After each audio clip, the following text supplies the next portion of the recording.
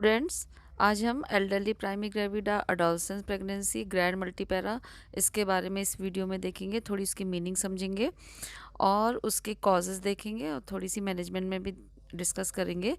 तो चलिए स्टार्ट करते हैं। और आपसे रिक्वेस्ट है कि आपको थोड़ा कुछ समझ में आया हो तो लाइक ज़रूर करिए और इसको सब्सक्राइब भी करिए। आप लोग देखते हैं और सब्सक्राइब नहीं करते हैं, वो आपको इस चैनल का मेंबर बनने के लिए सब्सक्राइब करना पड़ेगा, ताकि आप भी इसी तरीके के नोट जो प्रोवाइड करते हैं उससे आप हेल्प ले सकें। ठीक है, तो चलिए स्टार्ट करते हैं। तो देखिए इसका मतलब क्या होता है, अडोलसेंस प्रेगनेंसी क्या होती है, इन्हीं सब के बारे में हम देखेंगे। एल्डरली प्राइमी ग्रेविडा और ग्रैंड मल्टीपैरा। तो इंट्रोडक्शन में क्या है कि women having their first pregnancy at or above the age of 30 year, मतलब कि 30 साल से ऊपर या 30 साल के आसपास अगर वुमेन क्या करती है, पहली बार प्रेग्नेंट होती है, तो उसी को क्या बोलते हैं, एल्डरली प्राइमी ग्रेविडा। ठीक है। A grand multipara related to pregnant woman who has got previous 4 or more viable birth। तो ग्रैंड मल्टीपैरा किसे बोलते हैं, जैसे इसके नाम से ही लग रहा है, मल्टीपैरा मतलब एक से ज़्यादा, दो से ज़्यादा। तो मतलब कहने का मतलब क्या है, एक से ज़्यादा। तो कहने का मतलब यहाँ पर ये है कि ग्रैंड मल्टीपैर जो वुमेन है, प्रेग्नेंट वुमेन, वो ग्रैंड मल्टीपैरा जो है उससे रिलेटेड होता है। जो वुमेन प्रेग्नेंट होती है कितने बार, 4 और more वाइबल बर्थ। ठीक है, पहले उन्होंने, अभी अगर वो प्रेग्नेंट है उससे पहले भी उनके क्या है, कुछ वाइबल बर्थ है। वाइबल का मतलब क्या होता है, जैसे मैंने यहाँ पे लिख दिया इसका मीनिंग, कि ऐसा बेबी जो कि क्या हो सके, जैसे reach such age stage development to be capable of living under normal condition outside the uterus. मतलब वो यूट्रस के अंदर इतना मेच्योर हो जाता है, डेवलप हो जाता है, उसका डेवलपमेंट फुली मेच्योर हो जाता है, और तब जाके वो क्या करता है, कैपेबल हो जाता है, मतलब सर्वाइवल के लिए सर्वाइव कर लेता है वो अंडर नॉर्मल कंडीशन। यानी कि नॉर्मल कंडीशन क्या है, after delivery of the baby, मतलब जब बेबी डिलीवर्ड हो जाता है यूट्रस से, तो नॉर्मल कंडीशन होती है उसके लिए बाहर की, तो वहाँ पर वो क्या होता है, नॉर्मली सर्वाइव कर लेता है, उसी को बोलते हैं वाइबल बर्थ। ठीक है, तो जब वो क्या करती है, 4 या उससे ज़्यादा वाइबल बर्थ पहले दे चुकी है, तो उसी को क्या बोलते हैं, multi para, grand multi para. अब हम देखते हैं अडोलसेंस प्रेगनेंसी। अडोलसेंस प्रेगनेंसी क्या होती है, अडोलसेंस प्रेगनेंसी इसके नाम से ही लग रहा है, अडोलसेंस मतलब किशोरावस्था। ठीक है ना। तो अडोलसेंस प्रेगनेंसी क्या होती है, वो प्रेगनेंसी जो कि गर्ल क्या करती है, 10 to 19 ईयर, यानी कि टीन एजर्स में वो, कोई कोई ये 10 इसलिए डाला है, कहीं कहीं पे को 10 भी है और कहीं कहीं पर 12 से भी है। तो टीन एजर्स कहाँ से, मीनार की जहाँ से स्टार्ट होती है, किसी की 10 में हो जाती है, किसी की 12 में हो जाती है ना। मीनार की मतलब होता है फर्स्ट मेंस्ट्रुअल साइकिल। ठीक है, तो वहाँ से अगर कोई वुमेन, जो बच्चे होते हैं, लड़कियां होती हैं, वो वहाँ से प्रेगनेंसी को 19 ईयर्स तक, 19 तक टीनेजर्स होती मानी जाती है। तो जब वो इस एज में प्रेगनेंसी कंसीव करती है, उसी को बोलते हैं अडोलसेंस प्रेगनेंसी। ठीक है, leading to many maternal and neonatal adverse effect. अब इसका क्या होता है, अगर उसने इतनी छोटी एज में, जो टीनेजर्स जो वो खुद ही अच्छी तरीके से मेच्योर नहीं है और उसने प्रेगनेंसी कंसीव कर ली है, तो उसके क्या होते हैं, बहुत एडवर्स इफेक्ट होते हैं। यानी कि यहाँ पे आप देख लीजिए, प्रतिकूल प्रभाव पड़ता है इसमें, कई मतलब मदर को भी और फीटस को भी। ठीक है, मतलब रिस्क हो सकता है। The mean age of menarche, अब ये जो मिनार्की है ना, फर्स्ट मैंने बोला first menstrual period is called menarche, यानी कि जब पहली बार मेंसिस होता है उसको मिनार्की कहते हैं। तो ये कब होता है, अराउंड 12 ईयर, यानी कि अराउंड मतलब 12 ईयर में मीन 12 ईयर के आसपास। तो 10 भी किसी के स्टार्ट हो जाती कहीं से, तो उसी एज को बोलते हैं। ठीक है, 42% of girl and 64% of boys are sexually active by age of 18, यानी कि ये भी टीन एजर्स हैं, टीन एज है ना 18। तो यहाँ पर देखा गया है कि जो गर्ल्स, जो ये है परसेंटेज है गर्ल्स और बॉयज़ की। ठीक है, तो जो ये 40% तो क्या है उसमें, गर्ल हैं, 42%, और 64% क्या है, बॉयज़ हैं, जो कि क्या है, देखा जाता है कि वो सेक्सुअली एक्टिव हो जाते हैं। ठीक है, अब इसमें कॉजेज़ देखें, इसके क्या क्या कारण हैं इस एडोलसेंस प्रेगनेंसी का।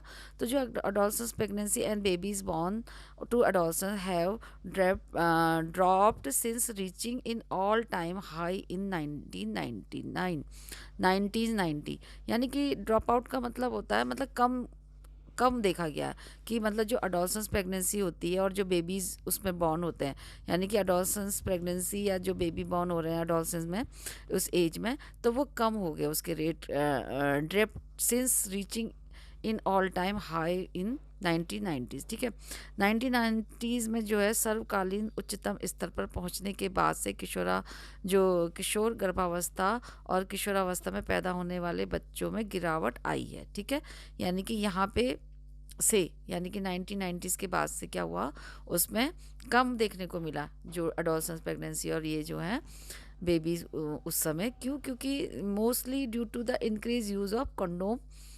यहाँ से जो होता है जो उसकी अवेयरनेस हुई, तो उसके ज़्यादातर इसका यूज़ करने से कंडोम का ये वाली प्रॉब्लम देखने को कम मिली है। ठीक है, तो इसमें इसके कॉजेज़ क्या होते हैं, यंगर एज। अब छोटी उम्र में वही है जैसा भी हमने देखा था, 19 तक की जो एज होती मीनार की से वो एज हो, तब ये कहलाता है। पुअर स्कूलिंग, जो स्कूल परफॉर्मेंस हो। ठीक है, तो यानी कि उसमें क्या होता है, कम उम्र होती है या फिर उसका जो स्कूल में परफॉर्मेंस सही नहीं रहती, पद मतलब ध्यान नहीं लगना स्कूल में, कम ध्यान रखना, सेक्सुअल एक्टिविटी में ज़्यादा उसको ध्यान रहना, इस तरीके से भी हो सकता है।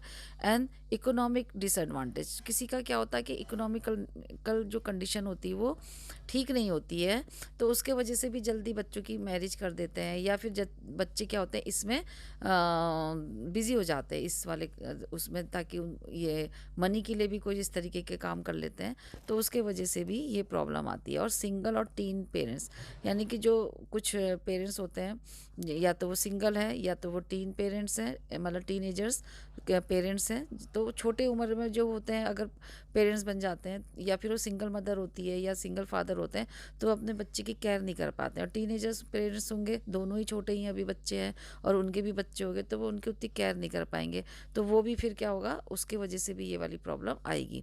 तो पॉसिबल कॉम्प्लिकेशन इसके कुछ होते हैं।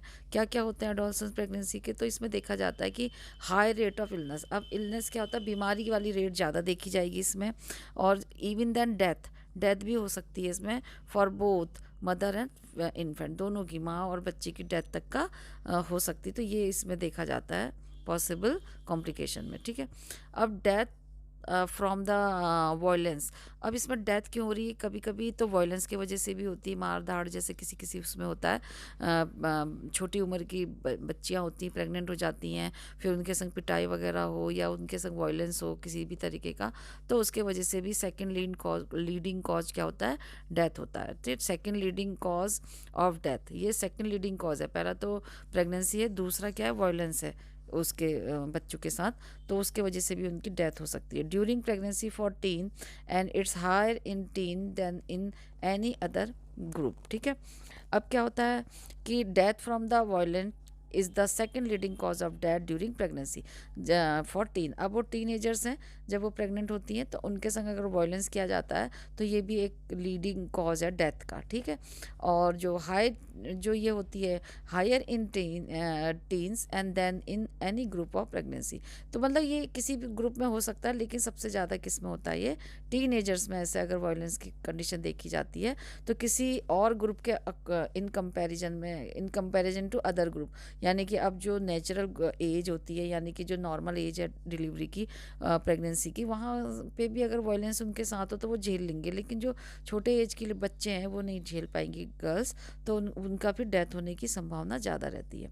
तो और नेक्स्ट है कि जो pregnant teen are the much higher risk of having serious complication. अब ये जो बच्चियां प्रेग्नेंट हो जाती हैं टीनेजर्स में, उनके साथ सीरियस कॉम्प्लिकेशन भी होते हैं, जैसे कि प्लेसेंटा प्रीविया जैसे पता ही आपको कि प्लेसेंटा कहाँ जाता है, बेबी पहले दिखना चाहिए ना, प्रेजेंटिंग पार्ट, तो यहाँ पे क्या दिखेगा, प्लेसेंटा दिखेगा, यानी कि प्लेसेंटा पहले उनके जो सर्विक्स होते हैं वहाँ से प्लेसेंटा पहले, मतलब बेबी बाद में और प्लेसेंटा पहले होगा, तो उससे क्या होगा, ब्लीडिंग के चांसेस ज़्यादा होने लगेंगे।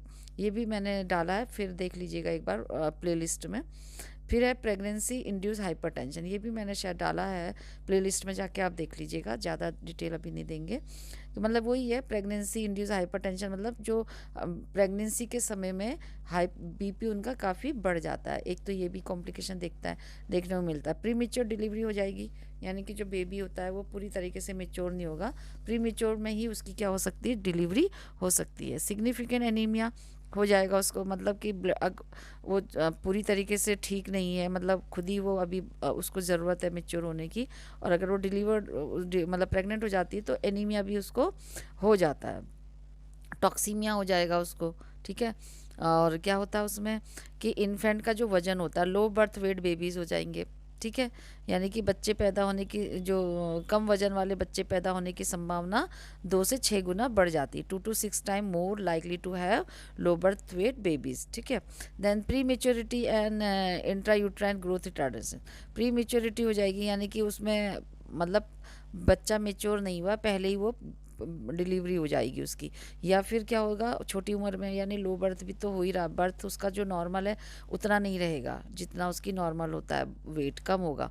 और दूसरा मेच्योर भी फुली तरीके से वो नहीं होगा, परिपक्व। और इंट्रा यूट्राइन ग्रोथ रिटार्डेशन, यानी कि उस और क्या हो रहा है, उसके जो यूट्रस है वो खुद ही पूरी तरीके से मेच्योर नहीं है, तो अब वहाँ पे बेबी का जो ग्रोथ होगी वो रिस्ट्रिक्ट हो जाएगी, यानी कि ठीक से वो नहीं हो पाएगी, मंदी मंदी हो जाएगी, वहाँ पे कम हो जाएगी वो। ठीक है।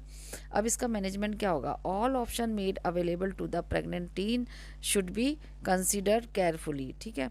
अब इसमें क्या क्या बताया गया, जो गर्भवती जो किशोरी होती है, यानी कि टीन, ये जो अडोलसेंस गर्ल्स होती हैं, इनको क्या करना चाहिए, सभी विकल्पों को सावधानीपूर्वक विचार करना चाहिए। यानी कि जितने भी मैनेजमेंट में इनके लिए जितने भी मैंने ऑप्शंस होते हैं, उनमें क्या करना चाहिए, ठीक तरीके से उसको मतलब केयरफुली उस पर विचार करना चाहिए, उनके बारे में सोचना चाहिए, जिसमें कि क्या आ सकते हैं, अबॉर्शन हो सकता है, तो देखना चाहिए कि इनका अबॉर्ट भी जल्दी, मतलब प्रीमेच्योर डिलीवरी का मतलब हुआ ना अबॉर्शन, मतलब हो सकता है अबॉर्शन भी हो जाए, अगर प्रीमेच्योर डिलीवरी हो रही तो और भी जल्दी हो जाता है, तो अबॉर्ट कहते हैं उसको, तो अबॉर्शन हो सकता है। और अडॉप्टेशन वाली जो ये होती हैं, इसमें इसको भी ध्यान रखना चाहिए ऑप्शन को।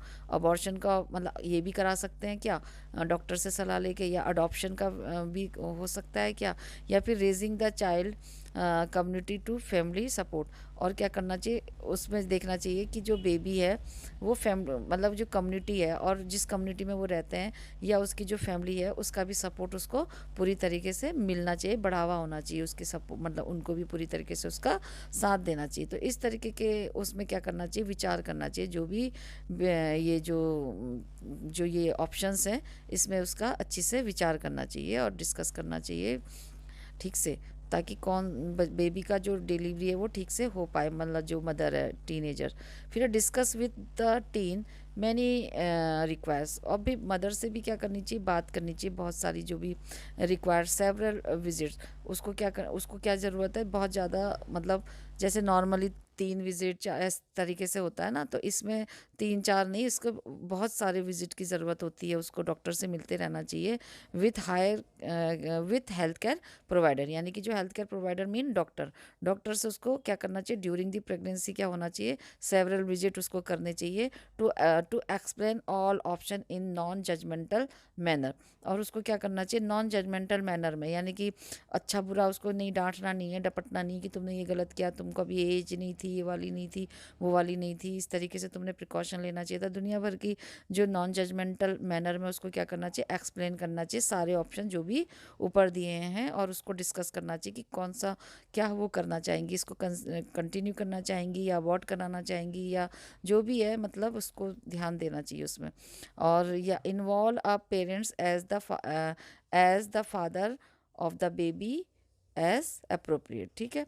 और इसमें क्या करना चाहिए, जो भी उसका मतलब जजमेंटल नॉन जजमेंटल मैनर में उसको डिस्कस करना चाहिए उसके साथ, और उसमें इन्वॉल्व करना चाहिए मतलब दोनों पेरेंट्स इन्वॉल्व होने चाहिए, और as the father of the baby, यानी कि जो भी माता पिता हैं बच्चे के, उनको और बच्चे के पिता के रूप में उचित रूप से उसको क्या करना चाहिए, शामिल करना चाहिए, जो भी फादर है, यानी कि मदर की ही काउंसलिंग नहीं करनी है, फादर को भी उसमें क्या करना है, इन्वॉल्व करना चाहिए अप्रोप्रिएट तरीके से, यानी कि पूरी तरीके से। ठीक है।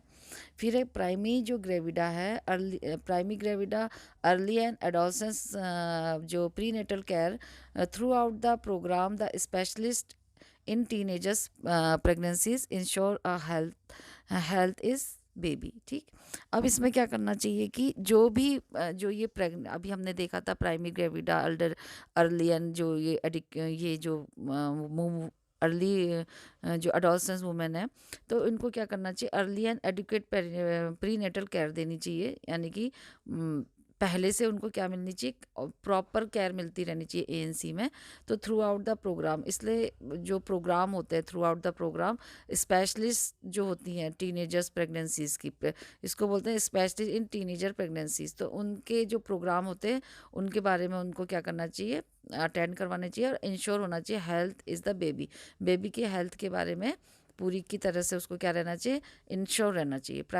अब यहाँ देख लीजिए, प्राइमरी ग्रेविडा जो होती प्रारंभिक और पर्याप्त प्रसव पूर्व देखभाल पूरे कार्यक्रम के दौरान किशोर गर्भाधारण की विशेषताएं बच्चे के स्वास्थ्य की सुनिश्चित करती हैं। अब वो ये जब प्रोग्राम अटेंड करेगी तो वो क्या करेगी, हेल्दी बेबी के लिए पूरी तरीके से इंश्योर रहेगी, क्योंकि उसको क्या होगा, मैनेज करना मालूम होगा। वो ज़्यादा से ज़्यादा एएनसी अटेंड करेगी, ये जो मदर्स हैं, ठीक है। तो थ्रू आउट द प्रोग्राम उनको बहुत सारी क्या मिलेंगी, नॉलेज मिलेंगी, जो कि किससे मिलेंगी, जो स्पेशलिस्ट होती टीनेजर प्रोग्राम वाली, टीनेजर प्रेगनेंसीज वाली, तो उनसे उनको क्या मिलेगा, काफ़ी गाइडेंस होगा। तो उसके वजह से उनकी जो गर्भ बच्चे के बारे में उनको कि किस तरीके से उसको स्वस्थ रखना, बहुत ज़्यादा उनको नॉलेज मिलेगी। एडिकेट न्यूट्रिशन, अब ये क्या होता है, न्यूट्रिशन भी उनको प्रॉपर मिलना चाहिए। तो adequate nutrition can be encourage, उसके लिए उसको क्या करना चाहिए, इनकरेज किया जा सकता है, करना चाहिए, ठीक है, through educational and community resources, कैसे, एजुकेशन के द्वारा और कम्युनिटी रिसोर्सेज के द्वारा, ठीक है।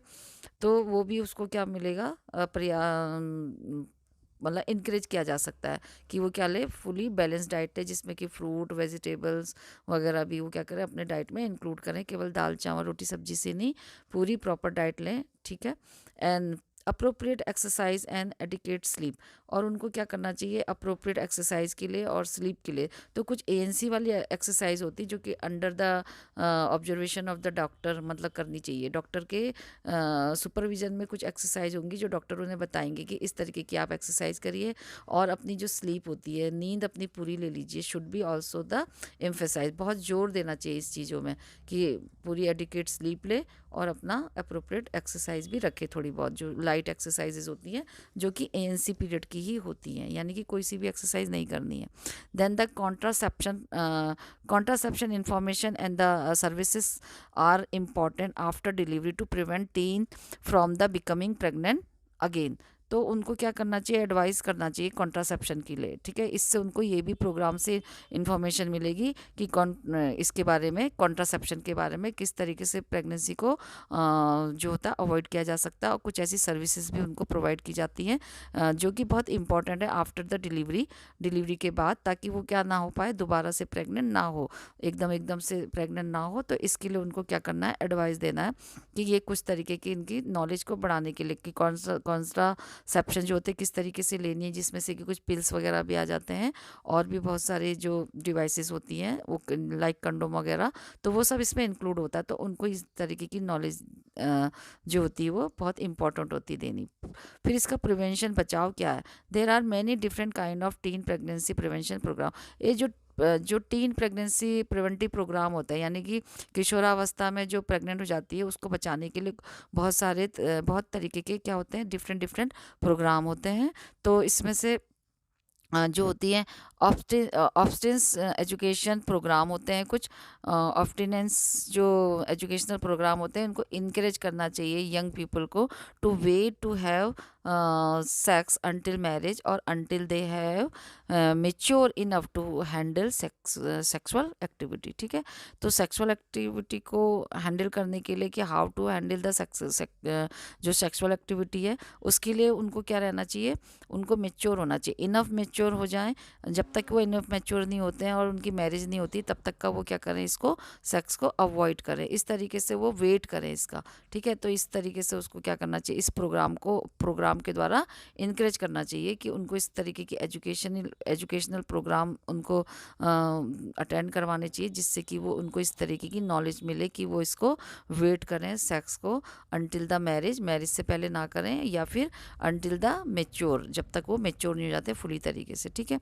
Knowledge based programme focus on teaching kind about their bodies, और उनकी जो बॉडी होती है वो कितने एज में कितनी मतलब मेच्योर होती है, यानी कि उनको अपने बॉडी के बारे में भी क्या होनी चाहिए, टीचिंग होनी चाहिए। तो उनको क्या करना चाहिए, नॉलेज बेस्ड प्रोग्राम को पे फोकस करवाना चाहिए। All it also provide detail information about birth control. और ये क्या करते हैं, बॉडी के साथ साथ कि उनकी बॉडी कितनी मेच्योर हो सकती है उसकी टीचिंग देना, कि आपकी बॉडी कितना झेल सकती है, कब तक मेच्योर होती है, कौन सी एज में आपके लिए प्रेगनेंसी कंसीव करना सही रहेगा। तो ये वाले जो प्रोग्राम होते हैं इसमें इसकी भी नॉलेज उनको मिलती है। और साथ में उनको ऐसे भी प्रोवाइड करना चाहिए, डिटेल इन्फॉर्मेशन भी प्रोवाइड करवानी चाहिए बर्थ कंट्रोल के लिए। जैसे कि मैंने आगे भी बताया था, फैमिली प्लानिंग, मतलब अगर उनकी मैरिज हो गई है तो बर्थ को कैसे कंट्रोल कर सकते हैं, रोक सकते हैं, अवॉइड कर सकते हैं, मतलब ना। And how to prevent sexually transmitted infection. और इसमें क्या होता है कि बहुत ज़्यादा अगर ये सेक्स एक्टिविटी होती है तो सेक्सुअली ट्रांसमिशन जो ट्रांसमिटेड डिजीज़ होती है, यानी कि ये जो सेक्सुअली ट्रांसमिटेड डिजीज़ किसको बोलते हैं, जो एक पर्सन से दूसरे पर्सन में ड्यूरिंग दी सेक्स क्या होता है, वो ट्रांसफ़र होता है। तो उनको क्या करना चाहिए, उससे भी बचाव के लिए कैसे उसको बचा जा सकता है, इसके लिए भी उनको नॉलेज मिलनी चाहिए, ताकि जो भी किसी तरीके का इन्फेक्शन वो कैच ना करें। फिर है peer counselling programme. Peer counselling programme का मतलब होता है दोनों आपस में जो भी हस्बैंड वाइफ है उनकी जो काउंसलिंग हो रही है वो प्रोग्राम उनको अटेंड करनी चाहिए। तो उसके लिए क्या करना चाहिए, वो जो पीयर काउंसलिंग प्रोग्राम बोलते हैं जो दोनों हस्बैंड वाइफ को मिलता है, तो टिपिकली इन्वॉल्व ओल्डर टीन। और इसमें क्या करना चाहिए कि जो ओल्डर टीन है, यानी कि जो अब टीनेजर से थोड़े बड़े हो गए हैं, ओल्ड हो गए हैं, तो उनको इसमें इन्वॉल्व करवाना चाहिए, ठीक है। Who encourage their kind of resist peer and social जो प्रेशर टू हैव सेक्स, ठीक है। तो वो क्या करेंगे, अगर ये इसमें जो बड़े अडोलसेंस होते हैं, यानी कि जो थोड़े मेच्योर हो जाते हैं, अगर वो उस प्रोग्राम को अटेंड करेंगे तो वो क्या करेंगे, उनको किड्स टू रेजिस्ट पीयर, तो उनको क्या करेंगे, इसके लिए रोकने के लिए कि इस तरीके की ना हो, तो इसके लिए वो उनको क्या करेंगे, इनक्रेज करेंगे, ताकि टीनेजर्स प्रेगनेंसीज ना हो पाए। और जो अगर किसी सोशल प्रेशर है उनका, यानी कि किसी किसी कल्चर में जल्दी मैरिज कर दी जाती है, मतलब छोटी उम्र में ही, तो उसमें उसके लिए जो सोशल जो सेक्स हो नेचुरली है, फिर कहीं कहीं पे इस तरीके की देखा जाता है कल्चर में, या फिर लो सोशियो इकोनॉमिकल कंडीशन की वजह से भी ये इस एक्टिविटी में इन्वॉल्व हो जाते हैं, सेक्स एक्टिविटी में। तो उसके लिए उनको इनक्रेज करना चाहिए कि वो ऐसा ना करें और दूसरा कोई ऑप्शन ढूंढ लें, लेकिन ये वाला चीज़ ना करें। और इसमें जो होता है पीयर में भी वो क्या करें, इसको अपोज करें, यानी कि रोकें, ताकि प्रेगनेंसी उनको कंसीव ना हो। तो इसलिए वो क्या करना चाहिए, उसको संबंध बनाने के लिए जो साथी के साथ होता है उसको उसको और जो दबाव में उनको ये करवाया जाता है उससे उनको रोकना चाहिए। तो इस तरीके से उनको इनक्रेज करना चाहिए ताकि टीनेजर प्रेगनेंसी ना हो। अब जो एल्डरली प्राइमरी ग्रेविडा है वो क्या है, वो किसे बोलते हैं, तो इसकी डेफिनेशन है कि जो women having their first pregnancy at or about the age of the 30 year are called the elderly primary gravida, ठीक है। जो 30 साल की एज में प्रेगनेंसी कंसीव कर रही है उसको बोलते हैं एल्डरली। अब ये प्राइमी बिफोर 30 नहीं है, ये एल्डरली है, मतलब कि 30 ईयर्स। यहाँ पे देखिए 30 वर्ष या उसके आसपास की उम्र में पहली बार गर्भ धारण करने वाली महिलाओं को, अब इसमें बुजुर्ग लिखा है, बुजुर्ग नहीं होता ये, इसका अगर ट्रांसलेट करेंगे तो यही आता है, वही हो गया मतलब एल्डरली, ठीक है। थोड़ी बड़ी एज की महिलाएं जो होती है उसको प्राइमरी ग्रेविडा कहा जाता है, ठीक है। यानी कि 30 साल से थोड़ी ऊपर वाली जो महिला आसपास की जो होती हैं एल्डरली प्राइमरी ग्रेविडा कहेंगे अगर वो पहली बार प्रेगनेंसी को कंसीव करती हैं तो, ठीक है।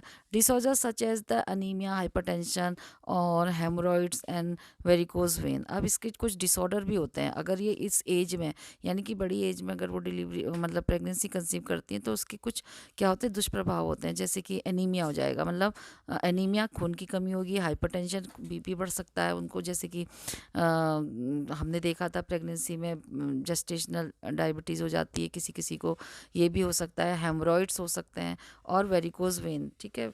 तो ये भी इसको प्रॉब्लम आ सकती है। अब लेबर में क्या होगा कि इस लेबर में भी कुछ कॉम्प्लिकेशन होंगे इसमें, ठीक है, कोई प्रॉब्लम होंगी, जैसे कि लेबर में कॉर्ड प्रोलैप्स हो सकती है, सिफेलो पेल्विक डिसऑर्डर हो सकता है, ऑब्स्ट्रक्टिव लेबर हो सकता है, रप्चर यूट्रस होता है। अब ये सबको अगर हम सिफेलो पेल्विक डिसऑर्डर हो सकता है उसको, तो कॉर्ड प्रोलैप्स का मतलब क्या होता है कि वो पहले से जो होती है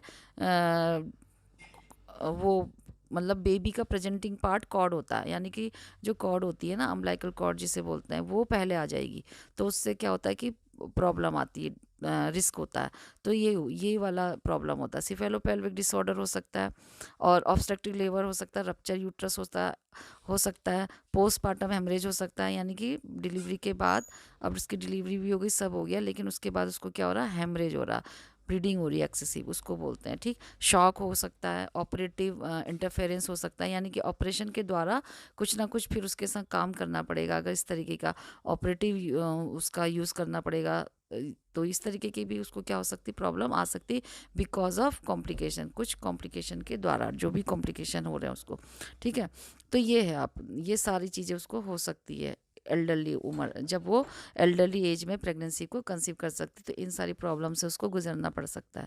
फिर है पिपेरियम। पिपेरियम में भी क्या होगा, ये तो लेबर की प्रॉब्लम थी। अब पिपेरियम में क्या होगा, उसको इंक्रीज मॉर्बिडिटी, यानी कि बीमारी वाली जो दर होती है वो ज़्यादा हो जाएगी, due to the intranatal hazard such as the involution, मतलब कि इन्वॉल्यूशन, सब इन्वॉल्यूशन। ठीक है, अब इसमें क्या होता है पिपेरियम में, मतलब उसका जो ये होते हैं ना रिप्रोडक्टिव ऑर्गन, जैसे कि यूट्रस हो गया, ये अपने नॉर्मल पोजीशन में आते हैं, तो उसी को बोलते हैं। ठीक है, इसमें लिखा है ना, अंतर्गर्भाशयी खतरों के कारण रुग्णावस्था में वृद्धि, उप सम्मिलित स्तनपान में विफलता, सब इन्वॉल्यूशन, फेलिंग लैक्टेशन, यानी कि उसके जो ये इंट्रानेटल हजार्ड इंक्रीज मॉर्बिडिटी, जो इंट्रानेटल हजार्ड है, हजार्ड मतलब जो खतरे होते हैं, इंट्रानेटल खतरे की वजह से, ठीक है, क्या हो सकता है, उसको इंक्रीज मॉर्बिडिटी हो सकती है। मॉर्बिडिटी का मतलब वही बीमारी टाइप के लक्षण बढ़ सकते हैं, जैसे कि उसका जो नॉर्मल ये जो होते हैं ना, क्या बोलते हैं, ये रिप्रोडक्टिव ऑर्गन, ठीक है, जैसे कि यूट्रस और सर्विक्स, ये तो ये क्या करते हैं, जिस समय बेबी होता है उसका साइज इंक्रीज हो जाता है, आपने देखा पड़ा होगा, लेकिन जैसे जब बेबी जब आउट हो जाता है, तो पिपेरियम पीरियड में ये अपने नॉर्मल जगह पे आने लगते हैं, तो ये क्या हो जाते हैं, ठीक से नहीं आ पाते हैं, टाइम लगता है, और क्या होगा, जो लैक्टेशन का ये भी क्या हो जाता है, रुक जाता है, मतलब वो इसमें भी फॉल कर लेती, विफल हो जाती है, नहीं करा पाती ठीक से, नहीं हो पाता, इस ये वाली भी प्रॉब्लम आएगी उसको। ठीक है, मैनेजमेंट में क्या होगा, this the case of consider as high risk, अगर ये जो ये वाली अल्डरली प्राइमी ग्रेविडा है, ये देखिए अल्डरली प्राइमी ग्रेविडा हम पढ़ रहे हैं ना, तो ये इसका जो मैनेजमेंट होता है, उसमें मैनेजमेंट में ये हाई रिस्क में इसको कंसिडर करते हैं, यानी कि हाई रिस्क प्रेगनेंसी में इसको देखेंगे, जैसे कि रिक्वायर एडिकेट एंटीनेटल केयर। अब इसमें भी क्या होती है, एंटीनेटल केयर जो होती है एडिकेट चाहिए, ज़्यादा से ज़्यादा उसको एएनसी अटेंड करनी चाहिए, यानी कि डॉक्टर का फॉलोअप कराते रहना चाहिए, शुड हैव मैंडेटरी, मतलब बहुत ही ज़रूरी है कि उसको क्या करना चाहिए, डॉक्टर के सलाह लेनी चाहिए, और मतलब बार बार ज़्यादा टाइम उसको डॉक्टर के साथ, मतलब आसपास रहना चाहिए, आसपास मीन ज़्यादा बार उसको फॉलोअप कराना चाहिए। ठीक है, हॉस्पिटल डिलीवरी लेनी चाहिए, यानी कि घर में लेने की तो कभी ना सोचे, होम डिलीवरी के लिए कभी ना सोचे, उसको अच्छे हॉस्पिटल में डिलीवरी करवानी चाहिए, during the following guidelines as the prescribe. कैसे, डॉक्टर जो प्रिस्क्राइब करती है, जो भी गाइडलाइन, जैसे कि उन्होंने बोला कि नॉर्मल डिलीवरी नहीं करानी है, आपकी सीजर होगा, तो उसके लिए उन्हीं के गाइडलाइंस में, उन्हीं के उसमें जैसे भी डॉक्टर प्रिस्क्राइब करती हैं उसको उन्होंने मानना चाहिए, और हॉस्पिटल डिलीवरी करवानी चाहिए। Pelvic assessment should be done as a routine, और जो पेल्विक असेसमेंट होता है, पेल्विक असेसमेंट को क्या करना चाहिए, रूटीन में उसका असेसमेंट डॉक्टर करती रहेंगी, ये बात हो गई। ठीक है, यानी कि जब वो फॉलोअप में रहेंगी तो उनका असेसमेंट होता रहेगा मदर का। और presentation and position are to be checked, and undue delay in progress should be मतलब viewed with concern to remain vigilance against PAPH। ठीक है, अब क्या होता है कि देखो यहाँ पे इसने क्या करना है, प्रेजेंटेशन एंड पोजीशन। अब आपको समझ में आ रहा होगा प्रेजेंटेशन क्या होता है, जो बेबी का डिलीवरी के समय में पहले पार्ट दिखता है। ठीक है, जैसे ये यूट्रस है, ठीक, अब यूट्रस में जो पहला पार्ट होगा सर, जब आप उसकी क्या करते हैं, वजाइना डिलीवरी कराते हैं, तो जो पहला पार्ट होता है उसको बोलते हैं प्रेजेंटेशन, चाहे वो कॉर्ड हो, चाहे वो हैंड हो, चाहे वो ब्रीच हो, तो जो भी है तो उसको बोलेंगे। ठीक है, अब और पोजीशन क्या होती है, कि पोजीशन मतलब होता है किस तरीके से उसकी लाई है, यानी कि लॉन्गिट्यूडनल है, ट्रांसफर है, किस पोजीशन में बेबी है, तो ये होता है इसमें। तो पोजीशन और जो ये प्रेजेंटेशन और पोजीशन में क्या करना चाहिए, उसको चेक करवाना, मतलब उसका रूटीन में चेक होता रहेगा जब अगर वो फॉलोअप में रहेगी तो। और उसको क्या करना चाहिए कि undue delay progress should be viewed. अब मतलब जैसे क्या होता है ना कि प्रोग्रेस नहीं हो पा रही है, अब उसका लेबर का टाइम आ रहा है लेकिन उसका क्या होता है कि प्रोग्रेस देरी से हो रही है, उसकी प्रगति में जो अनुचित देरी को चिंता के साथ देखा जाना चाहिए। कहीं कहीं ऐसा होता है ना कि अगर प्रोग्रेस नहीं हो रही, प्रोग्रेस का मतलब होता है जैसे पेन आना और जल्दी जल्दी पेन आना, ठीक है। तो अब डिलीवरी पास आ गई है, लेबर का टाइम आ रहा है और उसको पेन भी नहीं हो रहे हैं, और जो उसकी जो वजाइना है वो भी क्या नहीं हो रही है, जैसे डायलेट होती है वजाइना ना, तो वो भी नहीं हो पा रही है ठीक से।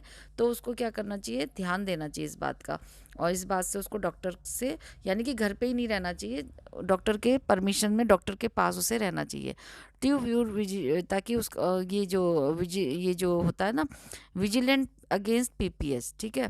ताकि क्या करना चाहिए, जिससे कि पीपीएच के प्रति सतर्क रहना चाहिए, यानी कि पीपीएच मतलब पोस्टपार्टम हेमरेज, जैसे मैंने अभी आपको बताया, ठीक है। अब कंक्लूजन क्या होगा, there are many different kind of teen pregnancy, यानी कि हमने पढ़ा था कि बहुत सारी तरीके की प्रेगनेंसी, टीन प्रेगनेंसी होती है।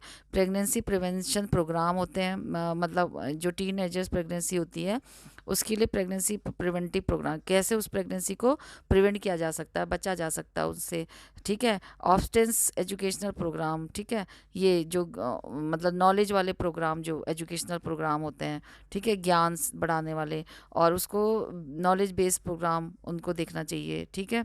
और गर्भावस्था में जैसे क्लिनिकल फोकस प्रोग्राम, क्लिनिकल जो फोकस प्रोग्राम जो होते हैं ना, मतलब रिलेटेड टू हॉस्पिटल, उस टाइप के जो प्रोग्राम होते हैं जो उनको नॉलेज देते हैं कि किस तरीके से डिलीवरी करवानी है, एएनसी करानी है, पीपीएच नहीं होना चाहिए, या बेबी की कैसे केयर होनी चाहिए, जो एल्डरली वुमेन होती है उनको कैसे केयर करवानी चाहिए ताकि उनका बेबी हेल्दी हो, पीपीएच से कैसे बचा जाना चाहिए, ये सारे जो प्रोग्राम होते हैं। पीयर काउंसलिंग प्रोग्राम इसमें होता है, यानी कि दोनों हस्बैंड वाइफ का साथ में क्या करना चाहिए, परामर्श उनको देना चाहिए, काउंसलिंग उनकी करनी चाहिए, ठीक है। तो इस तरीके के प्रोग्राम हमने अभी इसके अंदर पढ़े थे। बिब्लियोग्राफी में वही है, नेट के थ्रू लिया गया है, जिसमें कि ये देख रहे होंगे आप, ये सारे नाम है, देख लीजिएगा। तो thank you guys for watching this video, please like share comment and subscribe this channel. और लाइक तो ज़रूर से करते जाइए अगर थोड़ा सा भी किसी भी वर्ड का मतलब समझ में आया हो, या आपको थोड़ा बहुत इसमें से हेल्प मिली हो, ठीक है। इससे आप क्या कर सकते हैं, अपनी डिटेल बना सकते हैं। तो किसी बच्चे ने कल ही बोला था कि अगर आप इसमें एक वीडियो अपलोड करें, तो जल्दीबाजी में मैंने यही एक छोटा सा वीडियो अपलोड किया जिससे कि आपको थोड़ी बहुत नॉलेज अब मिलेगी। तो चलिए चलते हैं और मिलते हैं नए वीडियो में। अगर आपने सब्सक्राइब नहीं किया है तो प्लीज़ सब्सक्राइब ज़रूर कर दीजिए, और उसके बगल में बेल आइकन पर प्रेस करिए जिससे कि इसके सारे नोटिफिकेशन आपको मिल पाएँ। Okay, good.